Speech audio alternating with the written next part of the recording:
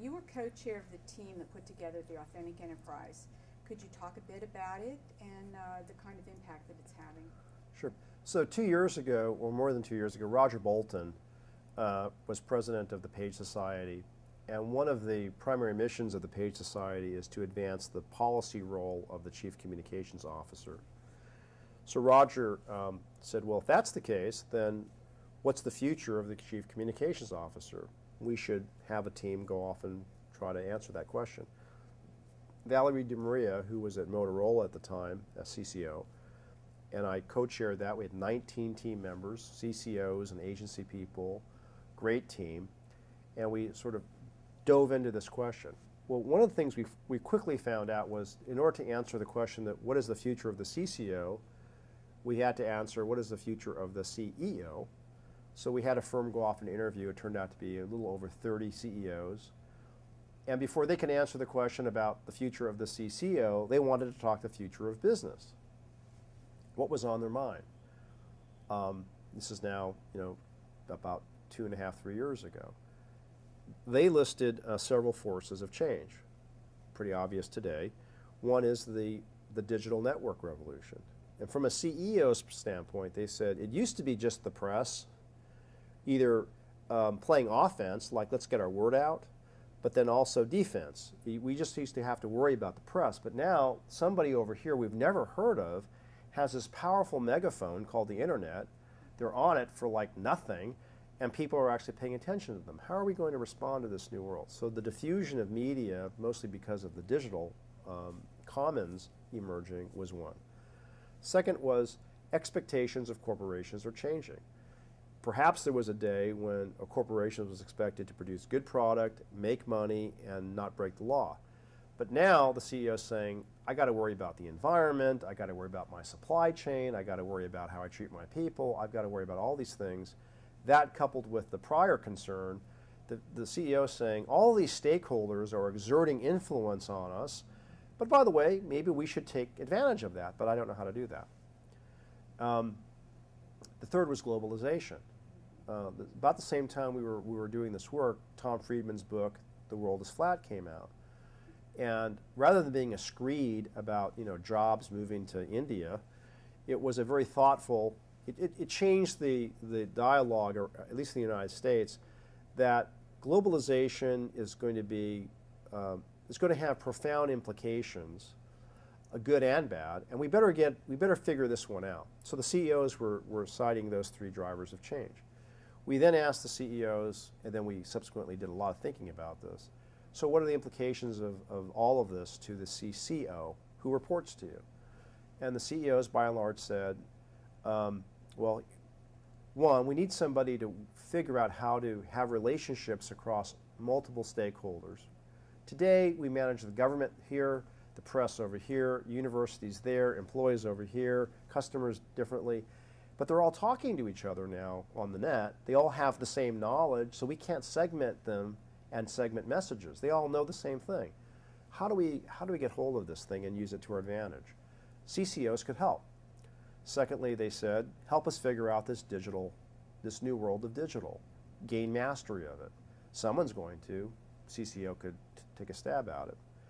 Third, and this was wonderful to hear, values will be very, very important again. And I need help to define values or reaffirm them and then get everyone to live them. Why? Because of this incredibly transparent world that we're in, the only way that we can be sure that whatever the world sees, mostly through our people, they're going to like what they see.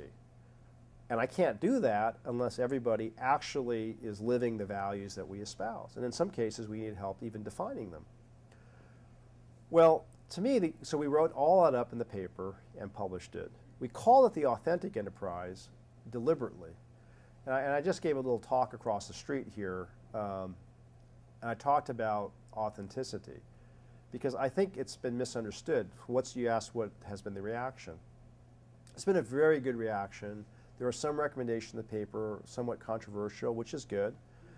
But one thing that I've observed is that people have equated authenticity with ethics. And And I said to them yesterday in this little talk, I said, we could have called the paper, we could have written a paper called the ethical enterprise, the socially responsible enterprise, the virtuous enterprise, the good enterprise, the unindicted enterprise, but we didn't. We call it the authentic enterprise. Why? Because every company should be ethical, every company should not break the law, every company should do the right thing. But great companies not only do all of those, which I believe are table stakes, but great companies are also unique in some way. Another way of saying it is, not every company values the same thing. So, like what? Well, we value innovation. At least we say we do. Well, and an insurance company or a bank might say, we don't value innovation because we value risk mitigation, right? Another company might say, we value team play in our culture. Other companies might say, we value individual achievement. Those are perfectly good differences, but they also make for unique companies. So authenticity isn't about doing good things, it's about being clear about what you want to be distinctly in the world, and then actually translating those words into action in the behavior of the company. So I think that the authentic enterprise gets talked up a lot if it does, because it's touched a nerve about lack of trust in corporations, which is very much true given what we've been through in the past 10 years here. It also speaks to the change that's required for us to navigate and capitalize on the new digital commons, which is very controversial. In some ways it means loss of control. We think about it, I mean, we write the speeches, we write talking points, we monitor interviews, we talk to reporters. No one else is authorized to talk to the press. The authorized spokesperson used to mean something. Well, the declining circulation of newspapers and the declining effect of primetime television, we go with it. If people aren't reading just Business Week, Forbes, Fortune, the New York Times, and so forth, and they're getting more information and influence from other places, we better map ourselves to that too. But it also means that we can't control what a blogger writes or thinks, and we one day will not be able to control, in our case, 400,000 employees all expressing a point of view to the world. That gets back to values. So a lot of work comes back to what do we value in our case at IBM, and then what are the programs and operations that we have to put in place to ensure that employees are supported as we live what we espouse, what we aspire to be.